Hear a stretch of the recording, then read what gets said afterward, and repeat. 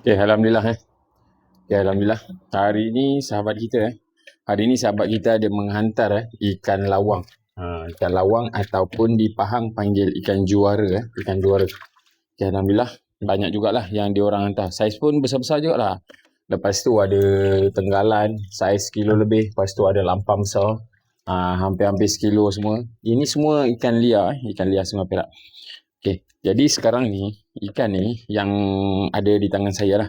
Okay, sebelum saya masuk dalam peti ais, okay, kok mana pun saya akan belah perut ikan ni. Tak kira lah ikan tu kecil ataupun besar. Tak kira lah ikan tu kecil ataupun besar. Okay, semua saya akan belah perut dan saya akan frozen kan. Dia bukan apa yang kita frozen tu, sebab kita nak bagi semua orang boleh membeli. Semua orang boleh membeli ikan di sini. Maksudnya, walaupun kita duduk jauh, tetap kita boleh bawa balik lah. Maksud saya macam tu lah. Sebab tu saya suka buat frozen. Sebab ikan liar Sungai Perak ni, kalau kita biarkan dia hidup, dia kena jaring ke apa ke kan. Okay, kalau kita masukkan dalam bekas dia tu, ikan tu tak lama dia akan rosak. Tempat-tempat luka dia tu. Jadi sekarang ni ikan Sungai Perak ni semua yang dapat, kalau boleh semua dibelah perut. Lepas dibelah perut apa semua baru difrozenkan. Jadi ikan tu akan cantik lah, maksud saya. Dia akan, orang kata bersih. Kita tak payah nak fikirlah hampedu pecah ke apa ke.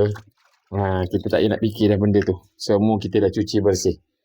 Cuma kebanyakan saya ni insang saja yang saya tak buang. Dia bukan apa yang saya tak nak buang insang ni. Sebab sesetengah orang tu, dia orang teringin nak tengok ikan tu adalah ikan lama ataupun ikan baru. Okay, jadi dia tengok di bahagian insang.